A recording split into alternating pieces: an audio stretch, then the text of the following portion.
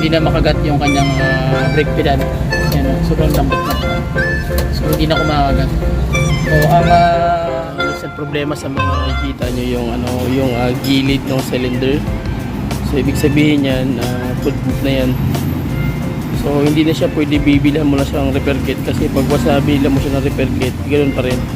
Susukatin niya pa rin yan dahil goma yung repair. Ito yung tawag niyan, yung unang apak mo, nakatukot ito yung yung pusher at pagi ng brake. So yun po yung magiging laro nito.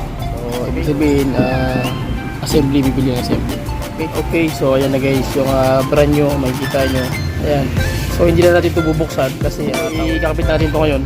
Tapos check natin kung anong kalalabasan. Okay, so basic pointers pa rin. Ang tanong dyan, bakit yung brake fluid nagbabawas? So dito kasi nangyayari yan guys. Pagbawas na tayo, butang ko. Hindi siya mag-full pastor, gusto tayo.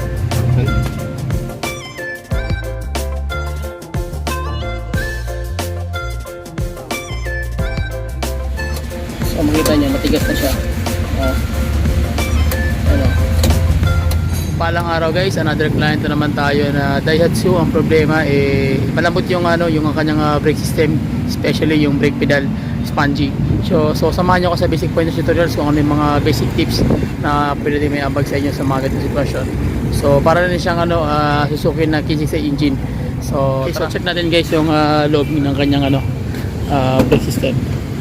So makikita nyo rito, para lang siya Suzuki. So yung pedal niya sobrang lambot, spongy na. So hindi na makagat yung kanyang brake pedal. Ayan, sobrang lambot na. So hindi na kumakagat. So ang hirap lang nito pag magtatanggal ka ng tawag niyan master cylinder, kasi nga tawag niyan surplus to. So converted. So halos hindi na makita yung nito, yung kanyang brake system nakatago sa loob. So babaklasin to. Babaklasin yan, so marami babaklasin para silip natin yung kanyang hindi nga makita, yung kanya, yun doon na portion, nasa loob dito yung kanyang master cylinder. So yun po yung tatanggalin natin para makakuha natin, babaklasin natin yan para makakuha tayo ng access doon. Okay, so baklasin ko muna guys, balik ako pag nabaklasan natin yung kanyang master cylinder. So basic pointers pa rin, ito yung mga karamihan sa mga mga Daihatsu na unit. So magbabalak na mabumili ng Daihatsu, so check nyo muna kung okay lang ba sa inyo yung kanyang brake cylinder na nakatago sa ilalim. Ayan, makikita nyo yung pagka-convert guys. Ayan ayun, nasa hindi halos hindi makita. So ang access is baklasin talaga itong harapang bahagi. Okay, so sige, let's start. Baklasin muna natin guys, so balik tayo pag makuha na natin para malaman din kung ano yung magiging main issue kung bakit siya spongy. So mamaya pag nabaklas na yan, makikita natin kung ano nagiging dahilan kung bakit siya mahina, kumapit at spongy yung brake. Okay, so tara. Okay, so kailangan na baklasin mismo itong kanyang LCD guys, kasi ang hirap dukutin ng kanyang brake cylinder. So ito yung minsan problema sa mga conversion, kasi nga yung location ng kanyang cylinder talagang nakapaloob. So tanggalin muna natin yan lahat guys para makita natin kung ano yung problema ng kanyang cylinders, bakit lumulubog, kung ano yung main reason. Okay, so sige, bakasin muna namin tapos balik tayo kami pero tanggal na. Okay, so basic pointers pa rin. Ang tanong dyan, bakit yung brake fluid nagbabawas? So dito kasi nangyayari yan guys, pag was na sira na yung repair kit ng master cylinder, so ang mangyayari dyan, sasaluin niya ni hydro box o pinaka brake booster. So magugulat ka, yung brake fluid level mo nangyayari nagbabawas. So doon natatapon, lumalabas doon sa repair kit mo. So doon sinasalo yan ng hydro box. So magugulat ka na lang, wala na, yung kumbaga nababawasan yung brake fluid level mo. So yun po nagiging main cause. So ano gagawin? So kailangan palitan yung repair kit o yung mismo yung kanyang o-ring lang doon mismo. Kung gusto mong sure is repair kit na buo para wala nang intindihin. So yun po nagiging main problema dito. Ayan yan, ito yung nagbabasa. So yan, malapit na yung lumusot dyan sa hydro box yung sistema na So check natin yung yung kanyang issue kung bakit natawag niya mahina yung spongy ng apak ng brake. Okay, so ayan na guys, tinanggal na natin. So ito yung kanyang primary, ito naman yung kanyang secondary. So ang problema nito, yung repair kit niya, ayan pudpud na. halos magpantay na sa ano dito. So dapat yan yung rubber dito umusti yung tinatawag na o-ring. Okay, kasi yung repair kit niya pag once na pantay na yan, ito ang mangyayari dito, wala nang pressure, wala nang lakas kasi level na level. So dapat yan naka-usli. Same din dito, makikita nyo dito, ayan o. So yung level nito, yung rubber na yan, so dapat yan medyo mga ganyan ng clearance malaki.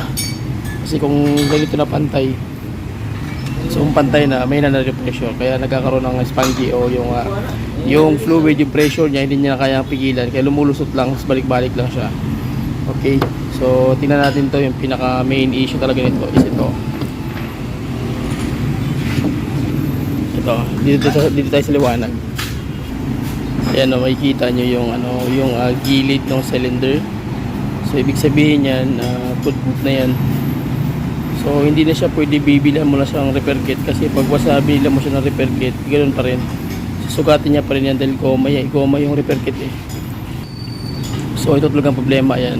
So yan ang nagiging problema yan. So kailangan siyang baguhan. So kailangan mo lang lagyan ng bago para ano na siya, bumalik yung dati niya pressure. So ibig sabihin sila na to, hindi na to ma-repair. Check natin guys yung kanyang repair kit. Ito yung kanyang tinatawag na repair kit. So kailangan siyang malaman kung ano yung function naman dito sa loob, kung ano yung primary tsaka secondary. So basic pointers pa rin, dapat alam niyo yun kung ano yung function ng dalawang piston dito sa loob. So nagbibigay kasi ito ng pressure doon sa likurang bahagi ng brake tsaka sa harapang bahagi ng brake. So pag-usapan din guys, basic pointers pa rin kung paano nagpa-function ito. So ito yung tawag niyan, yung unang apak mo, nakatukot ito yung yung push rod, tulak dyan sa brake, tutulak to. So automatic yan, pag tulak yan, babangga naman yan dito yan. Ayan. So primary, secondary. So pag tinulak mo, pag napakan mo yan, ito yung unang magbibigay ng pressure sa likurang bahagi ng brake. Tapos pag sinagad mo na, ito naman magbibigay ng pressure sa harapang bahagi ng brake. So yun po yung magiging laro nito. Okay? So kailangan mo siyang palitan. Dahil dito is sira na siya. So ibig sabihin assembly, bibili ng assembly. Okay, so ayan na guys, yung brand new, makikita nyo. Ayan. So hindi na natin ito bubuksan kasi tawag niyan, brand new naman to. So automatic na yung cylinders dyan, malinis na yan sa subak ng tab. So wala siyang daan ng sugat. So samantalang yung luma, makikita mo nga uli, ayan. So may sugat siya. So ibig sabihin yan ang nagiging problema. Kaya wala na siyang pressure. Kaya half clutch na lang siya. Ay kumbaga half brake na lang nangyari. Wala nang kagat yung brake. Lalo na kung may load o maraming karga yung sakyan. Okay, so yun ang gagawin. So ikakabit natin ito ngayon. Tapos check natin kung anong kalalabasan. Okay, so at least malaga makuha nyo lang yung basic pointers tutorials panalo na. Okay, so ang atong Brador Brad Ping Ramos. Okay, so sige, wait lang Brad. Okay guys, so dito natin ilalagay yan. Ayan, so yun, ganoon pa rin, dati pa rin sa ilalim. So sa mga tawag yan, sa mga nag-convert nito, so medyo mahirap na naman talaga yung pag-convert. Kaya nangyayari yung location mismo ng master cylinder minsan hirap, kasi nga galing from right side to left. Sa nangyayari nagiging yung yung space ng kanyang pyesa mahirap na siyang tawag yan, ilagyan ng medyo magandang tawag yan location. Ang mahalaga sa kanila, mapasok lang lahat na yung unit, tapos maganda lang yung labas. So okay na, so makita nyo naman yung fuse box sa loob na kita nyo, diba, nasa na, sok-sok na. So hindi na maabot ng yan, hindi na maabot ng electrician yan dahil sobrang lalim na. So kailangan siyang baklasin. So malaki ng trabaho, malaki ng labor. So yun lang. So sige, balik tayo guys, kabit muna namin, tapos balik tayo mamaya konti pag nakabit na natin.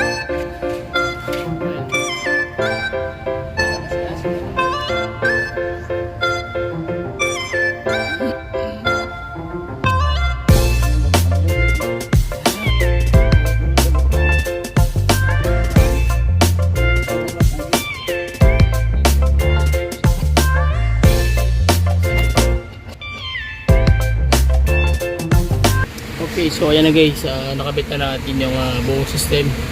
So check natin yung kanyang brake pedal. Yan. So makita nyo, matigas na siya. Oh. Ano. So malakas yung pressure.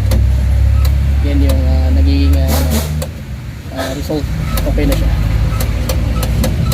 So yun ba yung mga basic pointers guys na problema kung paano ma-adjust yung mga unit natin na ganito sistema na spongy tsaka yung ayaw makapit yung brake. Kasi kailangan mo lang palitan yung kanyang system. So yun lang guys, maraming salamat sa inyo sa walang sawang suporta at sa lahat ng mga followers, subscriber. Please tune in guys, comment lang kayo and then subukan natin at sikapin natin na mabigyan ng mga kasagutan ng lahat ng mga tanong ninyo sa ating comment section. Okay, so please share my video, subscribe, bye bye and God bless.